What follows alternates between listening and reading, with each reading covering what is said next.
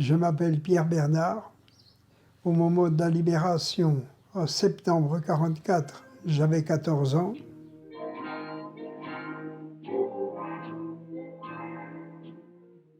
L'armée française qui venait d'Afrique a relevé les Américains à Lure. On n'a jamais vu de soldats américains, nous. Mais il y avait quelques jours qu'on était entre les Français et les Allemands. Vous voyez, on n'était pas tellement...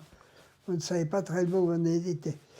Pendant l'occupation, plus les Allemands étaient en difficulté, et plus ils étaient harcelés par la résistance, plus ils étaient dangereux. Hein. Il fallait faire pour être sûr, parce que ils se sentaient en difficulté. Hein.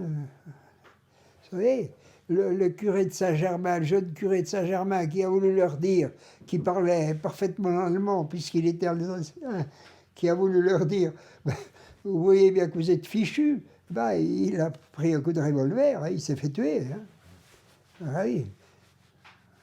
On a été bombardés pendant 2 mois, puisque les Allemands étaient dans le Chérimont, là-haut, au-dessus. Alors ils avaient vu sur nous, hein, et ils tiraient 3 fois par jour, je ne sais pas. Puis il y avait une batterie d'artillerie qui était dans le bas de Palante. Un après-midi, il y a eu peut-être bien 400 coups de canon qui ont été tirés sur la batterie d'artillerie. Il y a eu des blessés, des morts.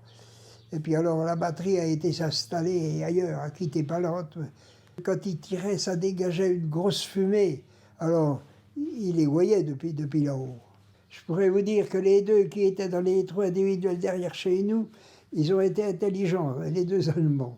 Ils se sont réfugiés dans l'écurie du voisin, là, puis ils ont attendu qu'on les fasse prisonniers. Oui, parce qu'ils se seraient fait tuer. Hein. S'ils étaient restés là, c'était sûr de leur affaire. Hein.